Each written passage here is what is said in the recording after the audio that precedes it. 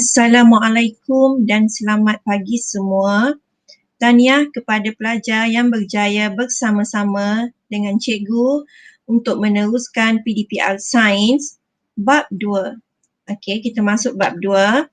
Hari ini kita belajar subtopik bab 2 iaitu 2.1. Sel, struktur, fungsi dan organisasi.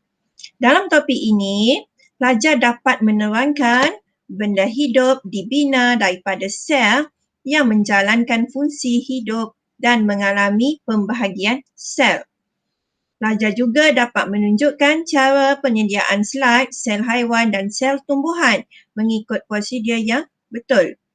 Pelajar dapat berkomunikasi mengenai fungsi setiap struktur dalam sel serta membandingkan dan membezakan sel haiwan dengan sel tumbuhan.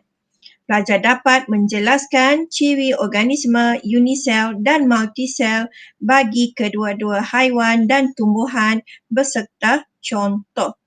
Pelajar dapat membezakan jenis dan fungsi sel haiwan dengan sel tumbuhan. Pelajar dapat mengkonsepsikan pembentukan suatu organisme mengikut urutan tahap organisasi, iaitu sel kepada tisu, tisu akan membentuk organ, organ kepada sistem dan akhirnya membentuk organisme. Pelajar dapat mengagumi dan menghargai kewujudan pelbagai organisme. Jom kita tengok dan memahami lagi dengan video pengajaran cikgu. Okey.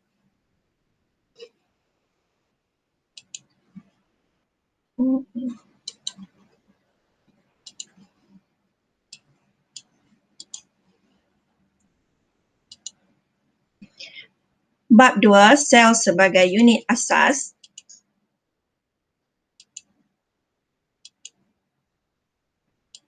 (2.1) Kita tengok apa maksud sel.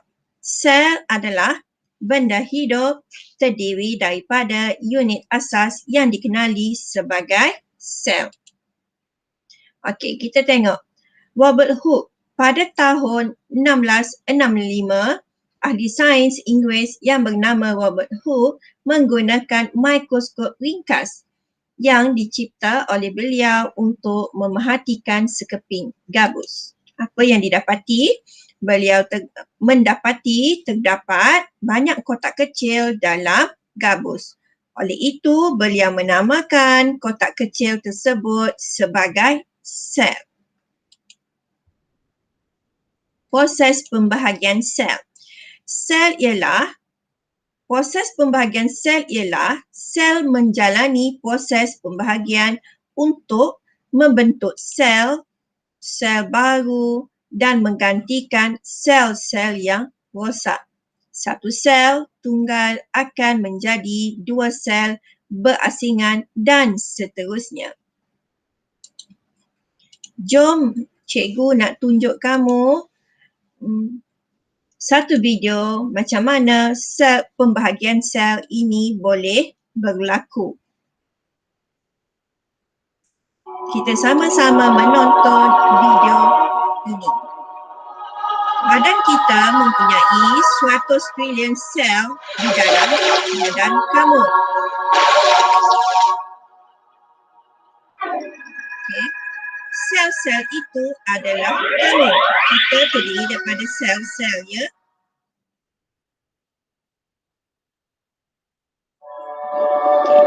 Tetapi sel-sel tidak dapat hidup lama dalam badan kita. Akhirnya sel-sel itu akan mati.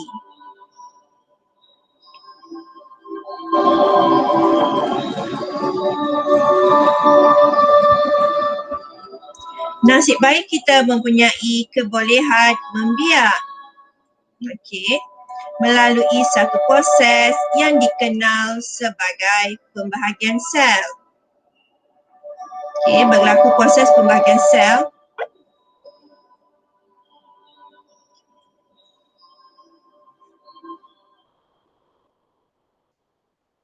Okey. Nampak?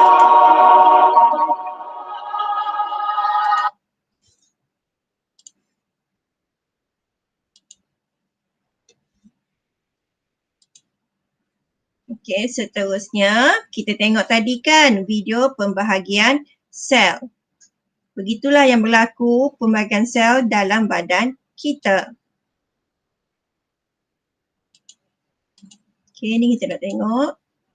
Okey, ini adalah contoh sel kanser. Dalam keadaan terkawal, sel kita ni membahagi secara normal. Tetapi sel kanser ini terbentuk apabila sel normal membahagi secara berterusan tanpa kawalan. Membiak secara cepat tanpa kawalan. Sel kanser ni memang kita tak nak dalam badan sebab ia memberi kesan yang sangat teruk dan sehingga boleh membawa kematian. Okey, sel kanser dengan keadaan yang terbiak dengan cepat, dengan cepat. Sel ini sel kanser. Ni kita tengok. Sel kanser meningkat. Akan menjadi tumor dan akhirnya akan membentuk kanser.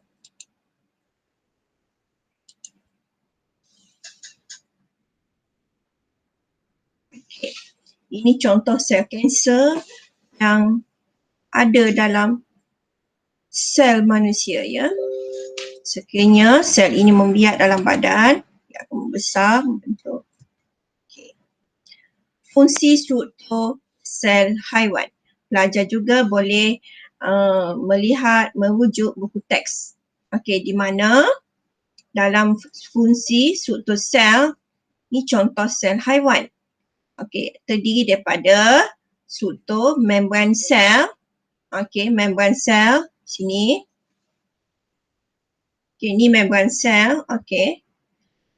Mitokondria. Sini mitokondria. Mitokondria. Nukleus.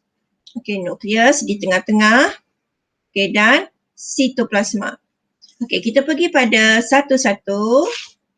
Membran sel mengawal pergerakan bahan ke dalam dan luar sel. Mitokondria fungsinya adalah menghasilkan tenaga. Nukleus mengawal keseluruhan aktiviti sel. Ini fungsi sel haiwan nukleus. Nukleus. Nukleus juga berfungsi sebagai kromosom. Kromosom yang terdiri daripada asid deoksiribonukleik iaitu DNA yang membawa maklumat genetik. DNA berada dalam nukleus. Sitoplasma juga berfungsi sebagai apa?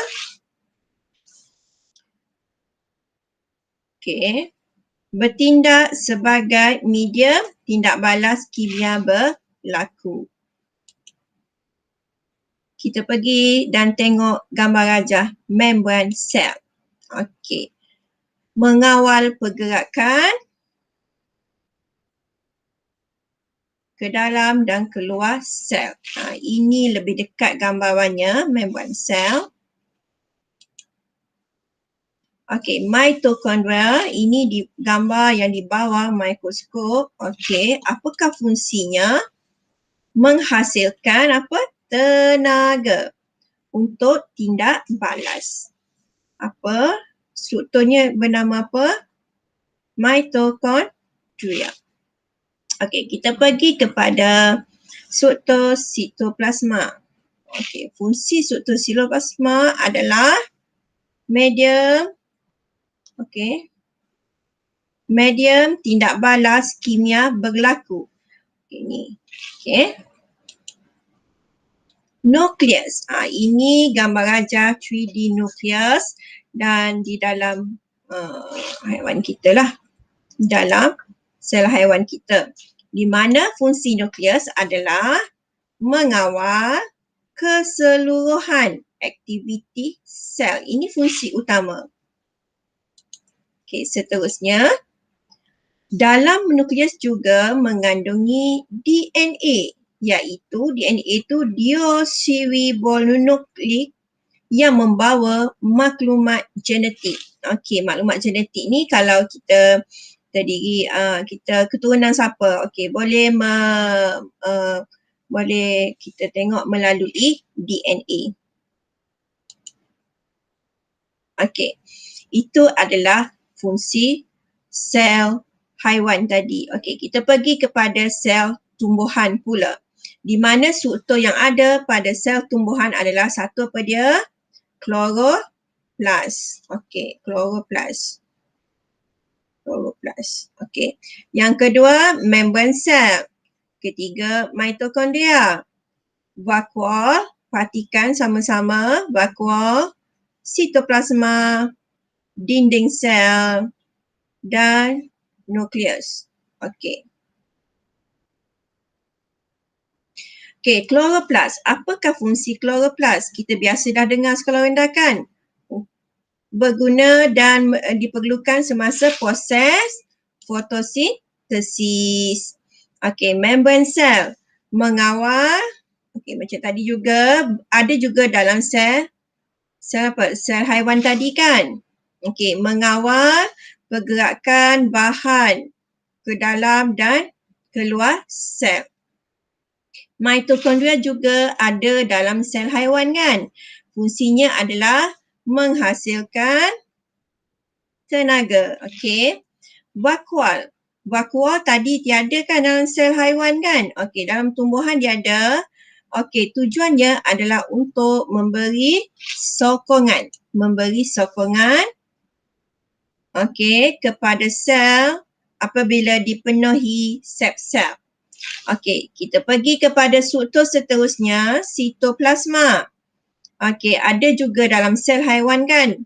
Okey, iaitu fungsinya sebagai medium. Okey, medium ni perantara tempat lah tindak balas kimia berlaku. Okey, seterusnya dinding sel. Okey, dalam sel haiwan tiada dinding sel kan? Okey, sel tumbuhan ia ada memberi sokongan. Okey. Perlindungan dan bentuk tetap kepada sel. Okey, dan nukleus sama juga fungsi dalam sel haiwan, iaitu apa dia? Nukleus. Okey, mengawal aktiviti keseluruhan sel. Mengandungi kromosom. Kromosom iaitu DNA. Okey, yang membawa maklumat genetik. Okey. Kita pergi gambar wajah yang lebih jelas. Okey, mitokondria. Sama sahaja iaitu fungsinya adalah untuk menghasilkan tenaga. Okey, seterusnya sitoplasma bertindak sebagai medium tindak balas kimia berlaku. Membran sel. Okey. Okey, ini contoh lebih jelas, lebih besar macam mana membran sel ni. Iaitu mengawal pergerakan bahan ke dalam dan keluar masuk. Nampak tak dia ada layer? Okey, dia mengawal. Okey, ni layer dia. Okey, mengawal bahan keluar masuk. Okey, kita pergi kepada nukleus di mana fungsi utama nukleus adalah mengawal keseluruhan aktiviti sel. Okey. Selain itu, dalam nukleus juga mengandungi kromosom. Okey, sama je dalam sel tumbuhan mengandungi kromosom. Okey, yang terdiri pada asid deoksiribonukleik atau DNA yang membawa maklumat genetik. Okey, ni chloroplast. Chloroplast ni berwarna hijau. Okey, fungsinya adalah menyerap tenaga cahaya untuk proses fotosintesis. Vakuol, okey, struktur yang lebih jelas, lebih besar. Okey, dia punya fungsi adalah untuk memberi sokongan kepada sel apabila dipenuhi sel. Okey, ini adalah contoh gambar wajah dinding sel yang lebih dekat.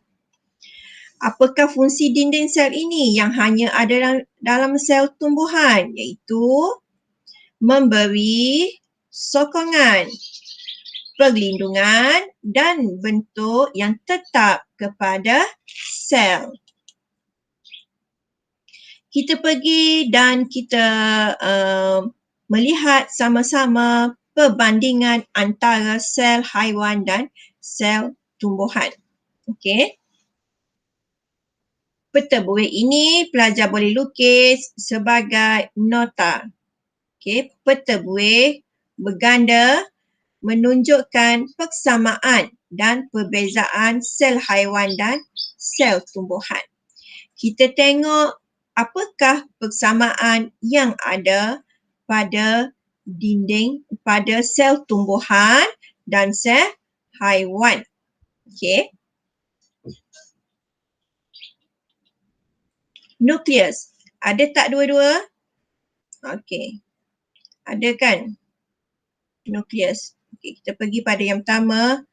Nukleus. Okey. Nukleus yang ni, okey.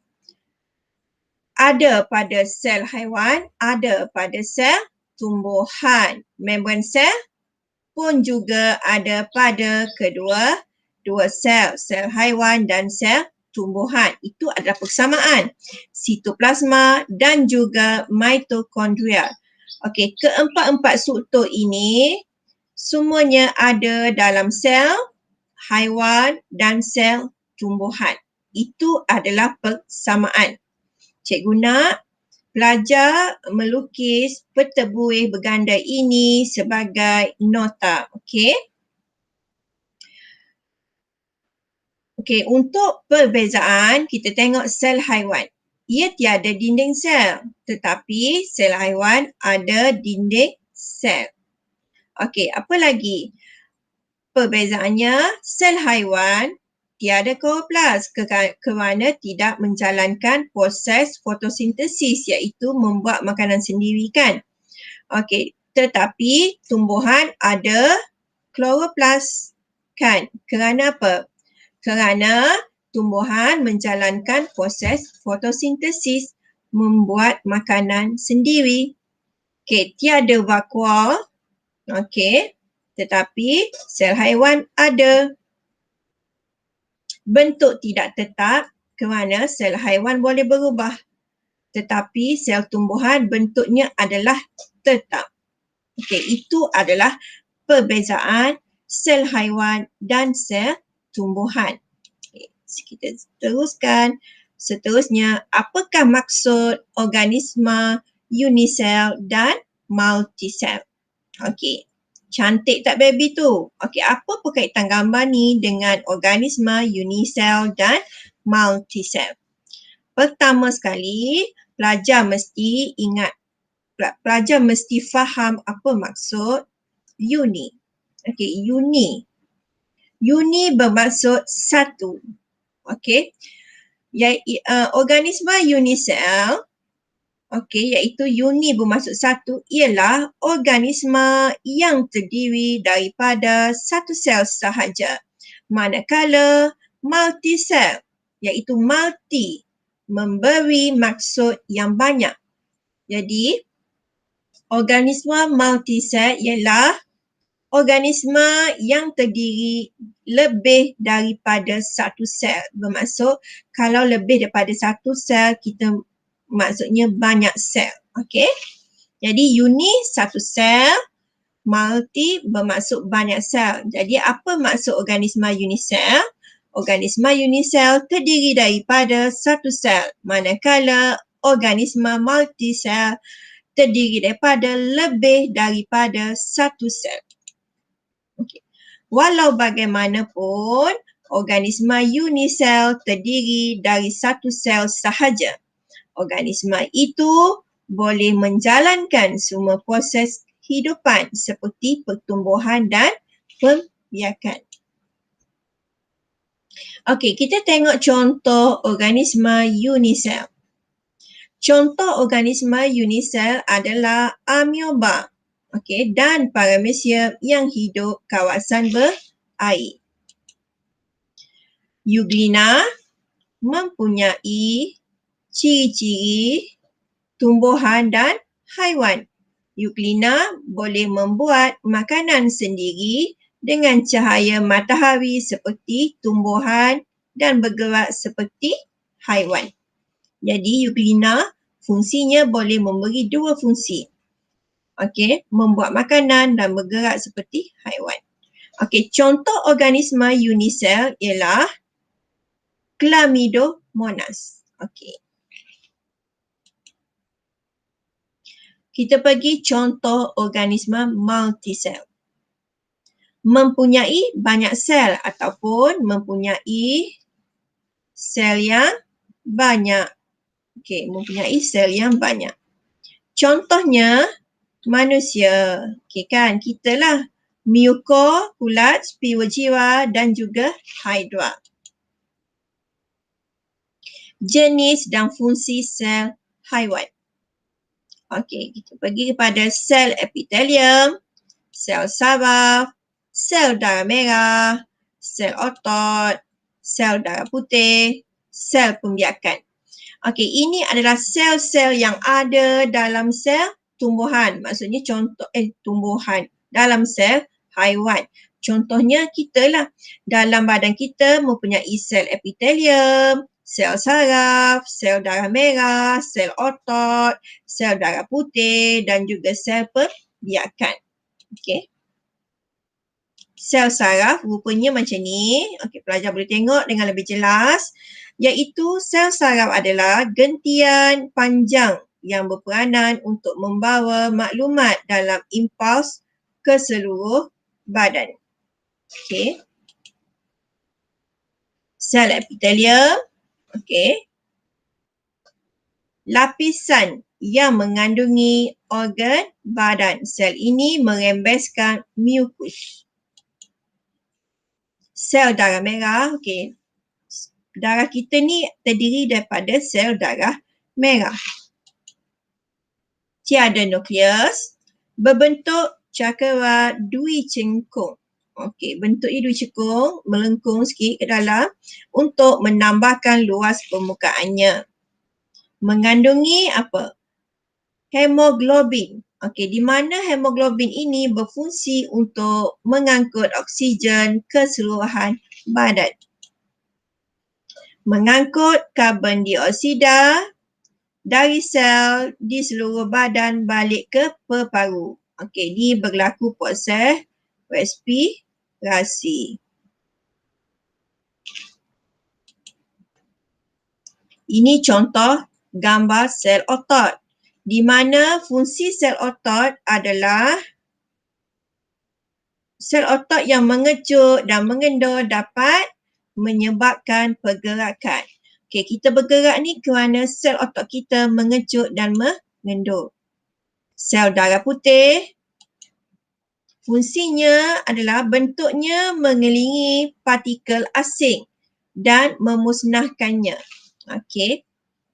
Ia memusnahkan partikel asing. Apa partikel ataupun apa-apa yang tidak baik untuk dalam badan kita, sel darah putih inilah akan melindungi kita sebagai antibody jugalah. Okey, ini contoh sel pembiakan di mana dalam sel pembiakan, sel sperma membawa bahan genetik lelaki. Manakala sel ovum membawa bahan genetik perempuan. Okey, ini adalah contoh sel tumbuhan pula. Apa dia? Dalam sel tumbuhan mengandungi struktur sel epidermis, sel palisad, sel pengawal, sel berambut akar. Okey, kita pergi kepada bahagian sel tumbuhan. Okey, di manakah ia sel epidermis, sel palisad? Okey, sel epidermis kalau kita tengok gambar ajar ni. Okey, nampak tak?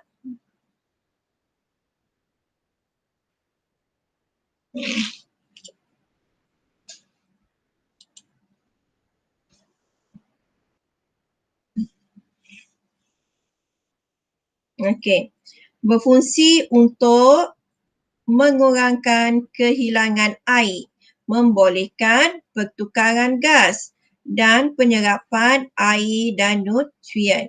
Ini adalah fungsi sel epidermis. Okey, bahagian atas ni, okey, epidermis. Okey, bahagian ini. Okey, ni sel epidermis.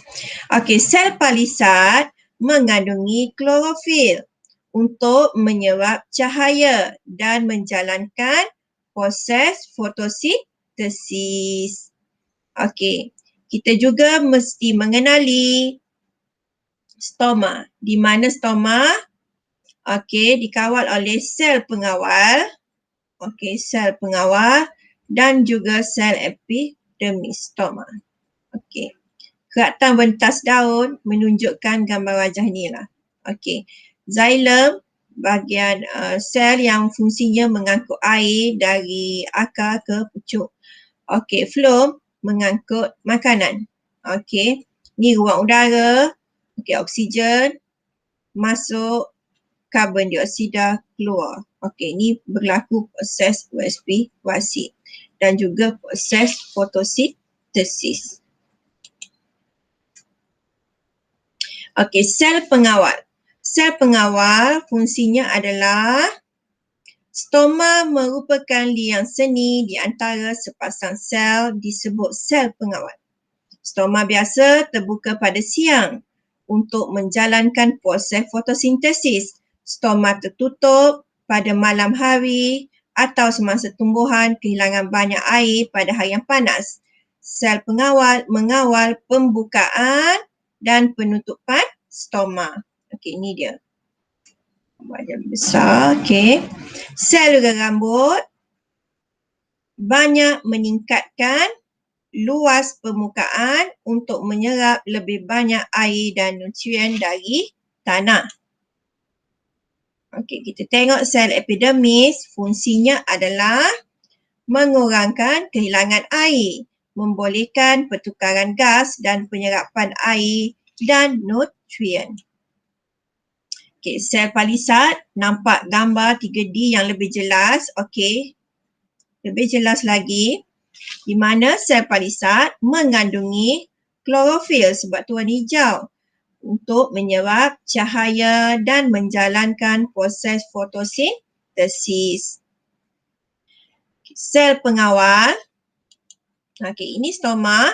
Stoma merupakan liang seni. Okey, liang seni di antara sepasang sel yang disebut sel pengawal. Okey, liang seni, ada liang. Okey. Di bawah mikroskop gambarnya. Stoma ini biasanya terbuka pada siang hari untuk menjalankan proses fotosintesis. Stoma akan tertutup pada malam hari atau semasa tumbuhan kehilangan banyak air pada hari yang sangat panas. Sel pengawal fungsinya mengawal pembukaan atau penutupan stoma. Okey, ini adalah contoh gambar wajah sel rambut. Okey. Sel rambut akar banyak meningkatkan luas permukaan untuk menyerap lebih banyak air dan nutrien dari tanah. Okey, ini contoh.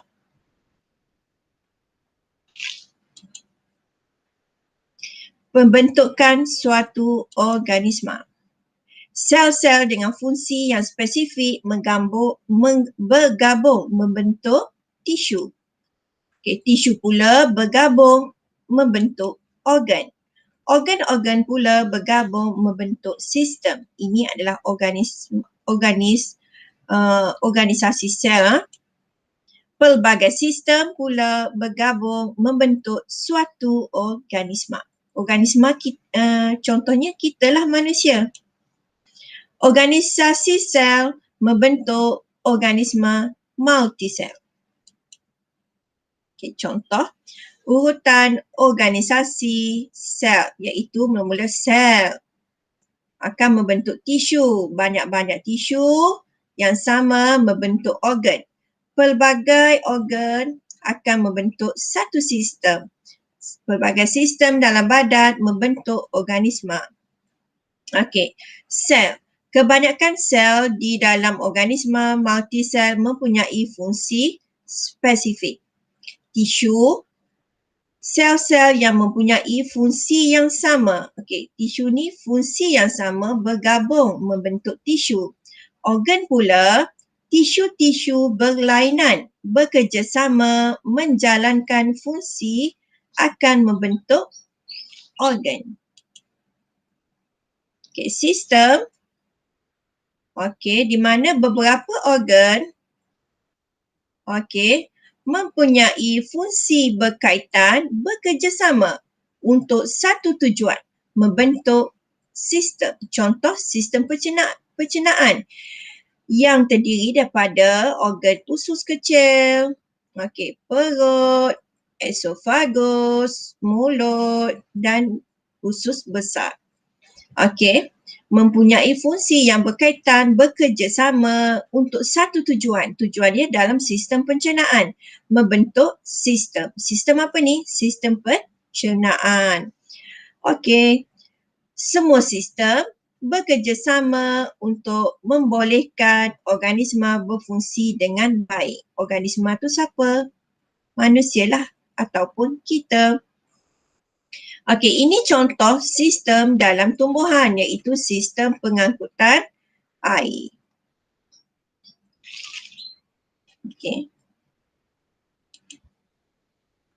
Sistem pengangkutan air.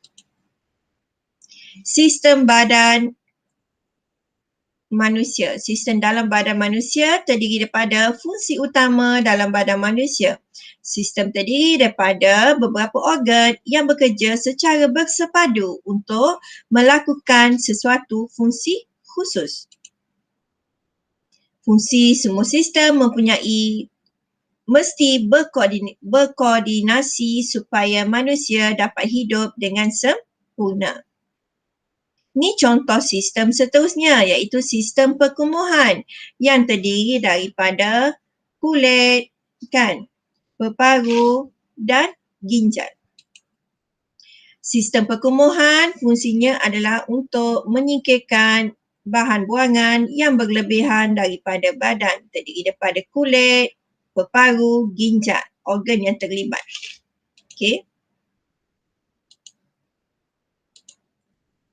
Sistem rangka. Tengok apa yang ada pada sistem rangka. Tengkorak dan tulang. Menyokong badan. Fungsinya adalah untuk menyokong badan dan melindungi organ dalaman seperti peparu dan hati. Sistem limfa mengalir bendalur limfa ke dalam saluran darah untuk mempertahankan badan daripada jangkitan bakteria, virus dan lain-lain. Sistem pencernaan memecahkan bahan makanan kompleks kepada yang lebih ringkas untuk membolehkan penyerapan oleh badan. Kita pergi kepada sistem otot, membantu pergerakan badan dan organ dalaman. Sistem antigumen melindungi badan daripada kekeringan dan mengawal suhu badan. Sistem saraf berkait dengan fungsi otak, saraf tunjang dan juga saraf. Fungsi sistem saraf membawa maklumat dari otak ke seluruh badan dalam bentuk impuls. Sistem peredaran darah mengangkut oksigen, nutrien, hormon yang diperlukan ke semua bahagian badan. Sistem respirasi melibatkan organ apa? Hidung dan peparu.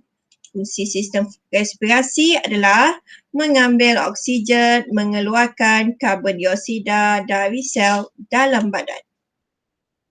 Sistem endokrin iaitu sistem hormon menghasilkan hormon untuk menyelaraskan tindak balas dalam badan. Sistem pembiakan terdiri daripada menghasilkan sperma dan ovum untuk pembentukan zuriat. Sampai sini dulu subtopik 2.1.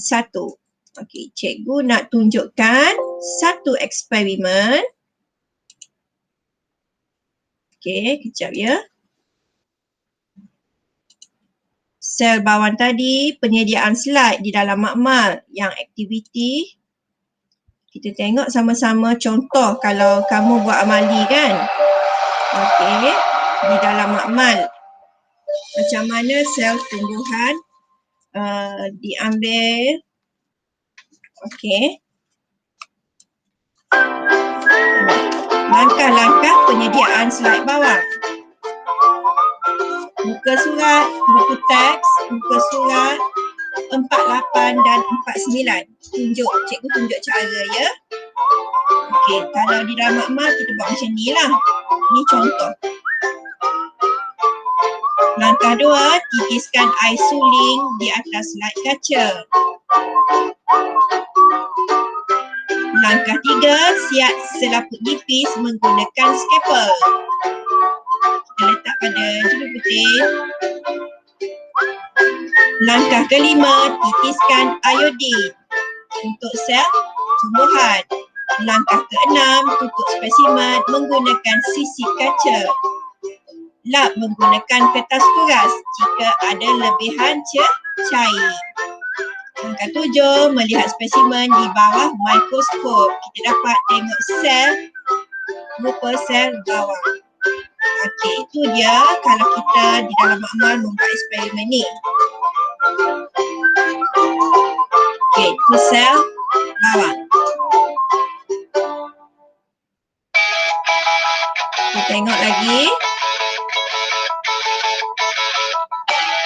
Okey, ni contoh spesimen yang kita dapat melalui mikroskop.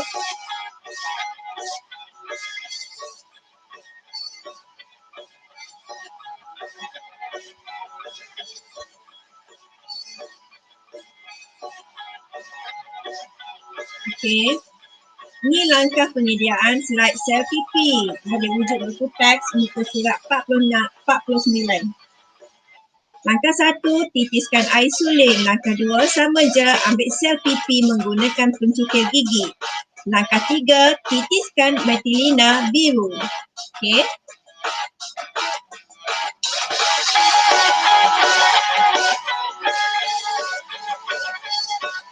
Langkah 4, tutup spesimen menggunakan sisip kaca.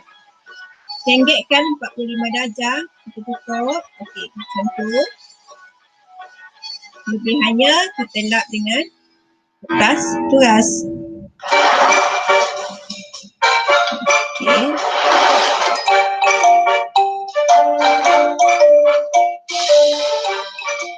Lapkan lebihan cecair menggunakan kertas kuras. Itu cara kaedah dia ya.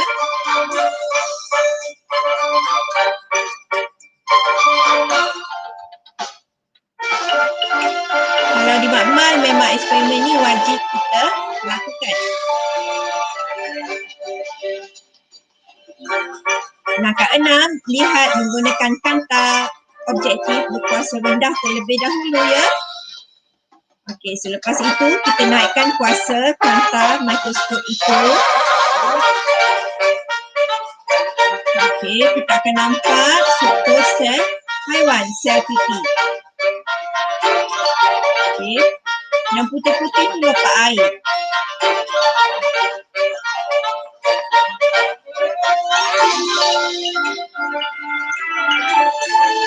Langkah 7, menggunakan kanta objektif berkuasa rendah dahulu.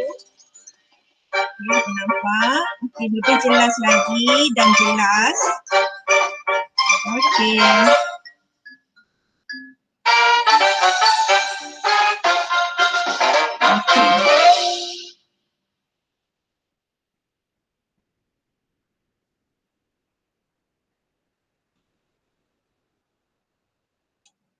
Okey.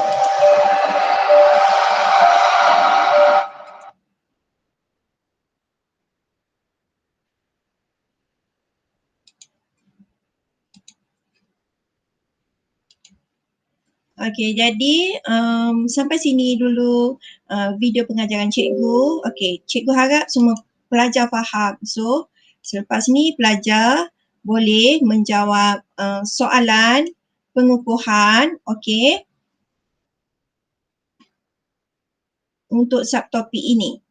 Dan pelajar juga boleh membuat nota mengikut arahan yang cikgu tulis dalam grup WhatsApp. So, kita jumpa lagi untuk PDPR akan datang. Sekian, terima kasih. Assalamualaikum.